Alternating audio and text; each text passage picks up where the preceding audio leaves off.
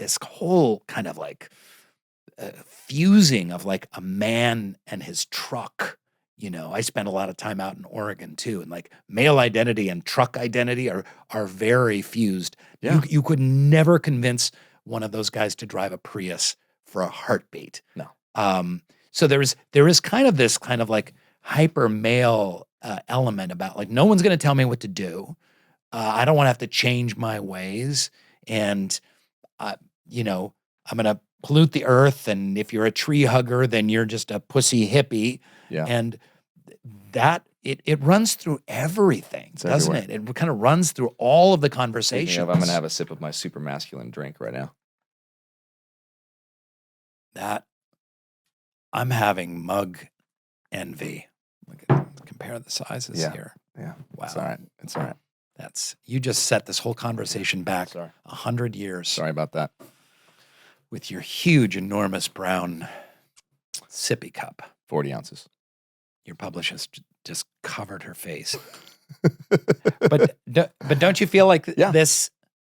It has to do with militarism. It has to do with nationalism. It has to do with like COVID, like getting vaccines and wearing masks so that maybe you're not spreading a disease to like a woman sitting next to you in an airplane who has a lung disease or something like that. Like, you're helping slow the spread a little bit. Like, what can we do for community and to build bonds between people? And the pushback is virulent and almost violent. Yeah.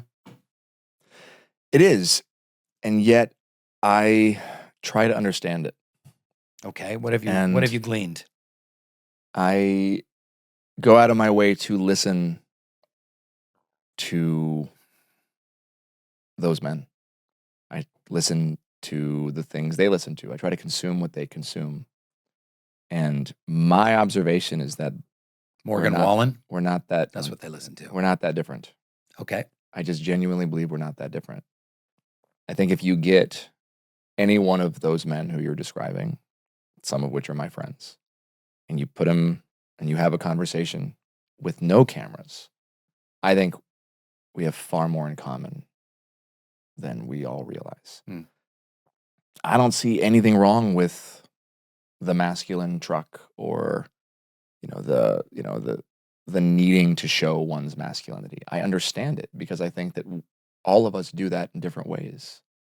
Where I think it gets very confusing is the conflation of masculinity and identity politics, and turning politics into a conversation around masculinity and masculinity into a conversation around politics.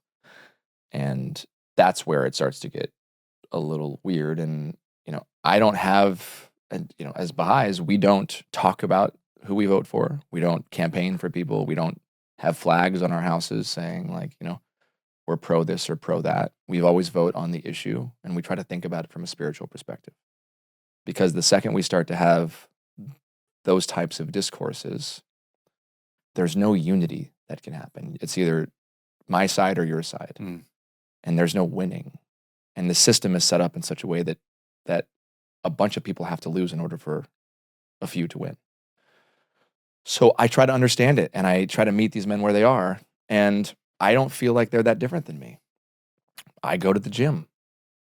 I want to grow my muscles. Okay, well, that's very masculine because I learned that growing up watching Schwarzenegger and Stallone get all the girls in the movies, and it was programmed into my DNA that a man has to look that way. I still, despite having talked about my muscle dysmorphia, which is me looking in the mirror, no matter how big my muscles are, I feel like they're not big enough, or there's something wrong with me, or I feel skinny. I've talked about this. I've worked on this in therapy. It's still in there because it's been programmed into me. And if we start to think about all of these men that exist in the world as brothers, right, the way that we were told to think about people, as brothers who have been programmed to believe what they believe, then I believe we're able to have more empathy and compassion for them and realize that we're not that different because we have our same version. So, yeah, I get along very well with some of these men. I drive a truck. It's an electric truck. Me too. But so another do you. thing we've got in common. I know. I remember when you brought in your Lightning over to my house, and I was like, oh, your truck's bigger than mine. Your sippy cup's bigger. My sippy cup's big. Yeah, my sippy cup. Hey, what's it called? Sorry, actually? Did that threaten your masculinity? Yeah, that was it. Hey, did you like that video? Why don't you click on this one? Or maybe watch this one? Or click over here.